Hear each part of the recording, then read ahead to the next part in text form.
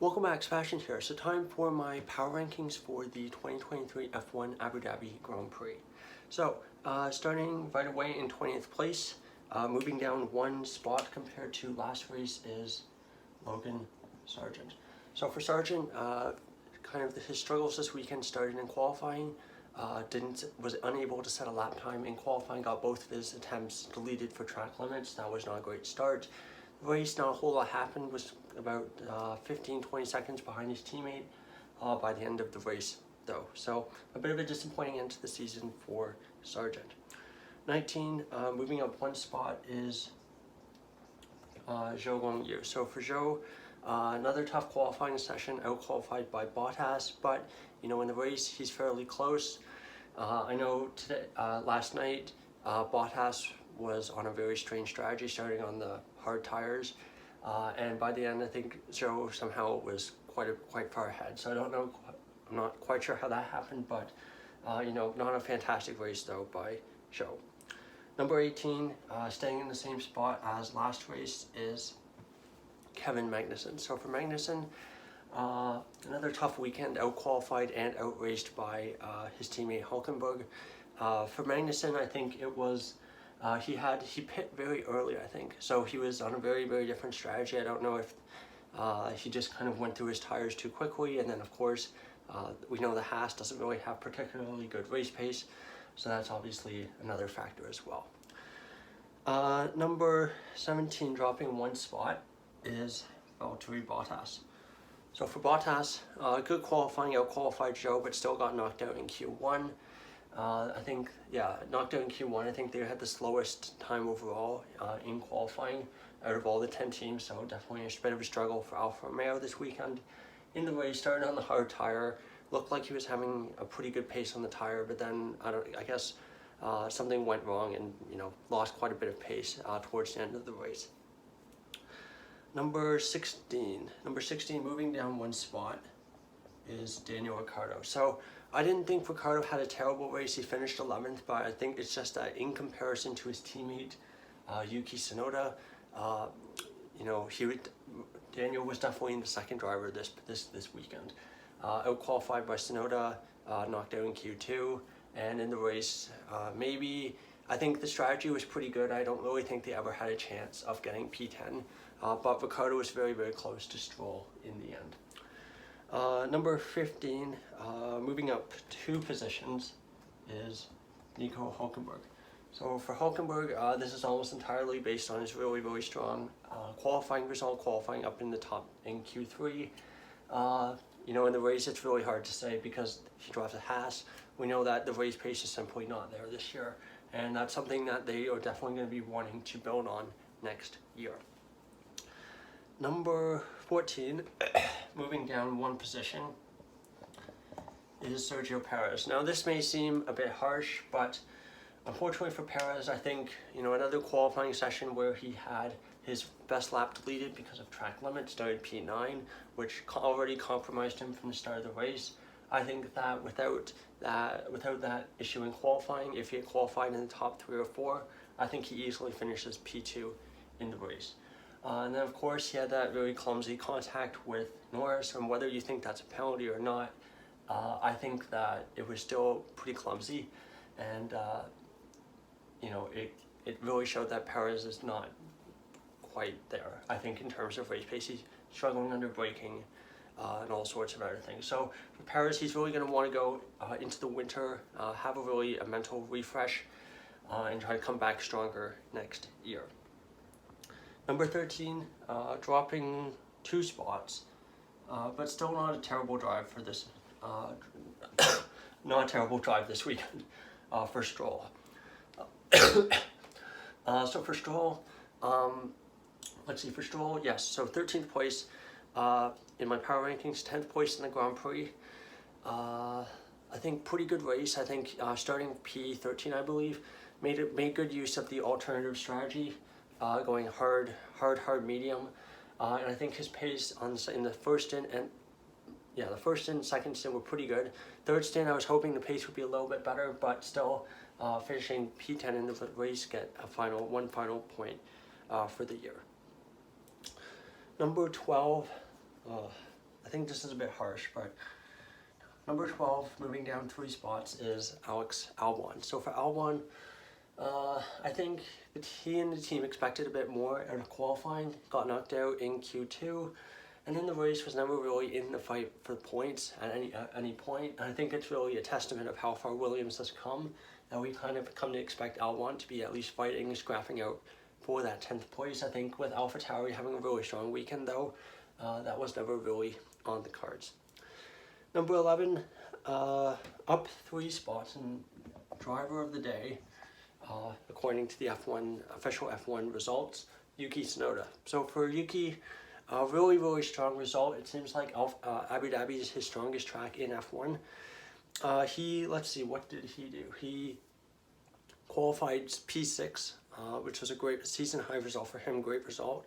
And then in the race, finished P8. So I think really also on a really optimistic, aggressive strategy, which was effectively a one-stop strategy, where everyone else around him did a 2-stop strategy.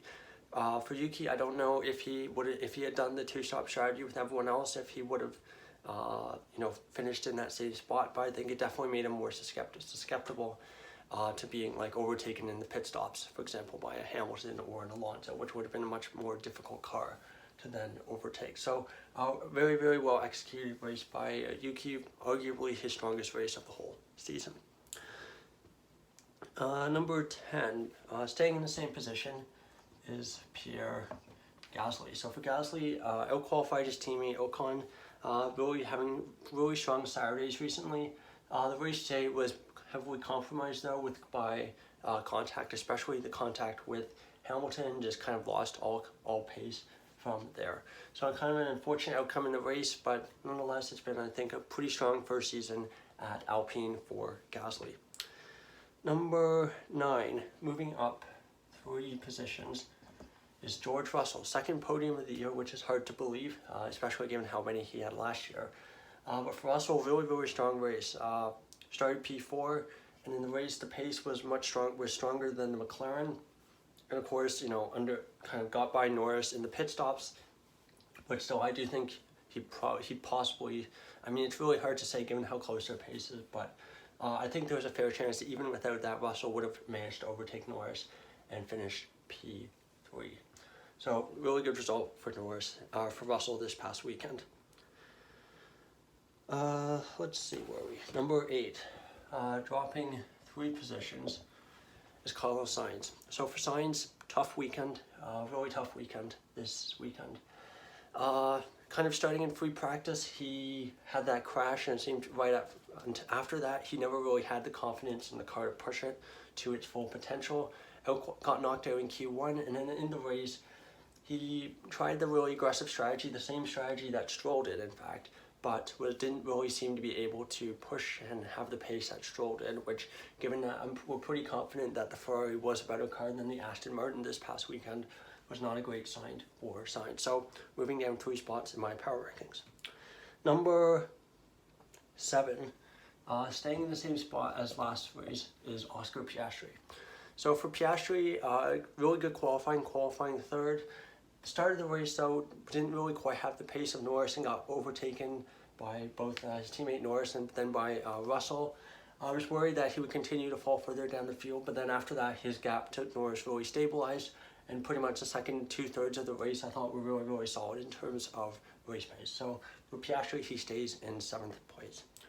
Number 6, staying in the same spot as last race, is Esteban Ocon. So for Ocon, even though he doesn't score points this past weekend, I thought the race pace was pretty decent. Qualifying has recently become kind of a question mark, given that he's been out-qualified so often by his teammate, and given that he kind of has a reputation of being a pretty good qualifier with his time against Alonso and Perez, for example. So it's not a great look that Gasly, who is seen as very equal to him in terms of driving ability, has been out-qualifying him so much recently. But the races in Ocon's been quite good. Number 5, moving up 3 positions after a very tough weekend last race, is Fernando Alonso. Finished P7, not a podium, but still a pretty good result. and he clinched P4 in the Drivers' Championship for himself, so which is going to be Fernando's best result in the Drivers' Championship in, I want to say, at least 10 years, probably since 2013, I believe. For Alonso, the pace was good. Race pace was really good. Some good battles with Hamilton, for example, and managed to stay ahead of him. Number 4, moving down one spot, is Lewis Hamilton. For Hamilton, bit of a tough weekend. Qualifying was a struggle again, and I think this is something that we're going to want to watch at the start of next year, into next year as well. You know, as he gets older, how much does that one lap pace kind of start to erode and fall away? I can tell you right now from doing getting the data ready for my season reviews, Hamilton's gap to Russell in qualifying is a bit worse than last year. So it'll be interesting to see how much more that gap kind of falls Russell's way in the coming year. Number 3, moving up one spot, was Lando Norris. So for Norris, pretty good weekend. Qualifying, of course, made that mistake, having that big drift through Sector 3 on his final run in qualifying. But in the race, pretty good result, I thought. Had really strong pace in the early part of the race, got past his teammate Piastri. Of course, got Russell at the start as well after starting behind him. But for Norris, unfortunately, lost that position in the pit stops, but then after that didn't really seem to have the pace to try to challenge Russell any further. And I think with the McLaren being such a draggy car, it's quite hard for it to overtake others. Number 2, staying in the same spot as last race, a really, really strong result by this driver again, Charles Leclerc. So for Leclerc, qualified P2, finished P2, really, really strong result in both the qualifying and in the race.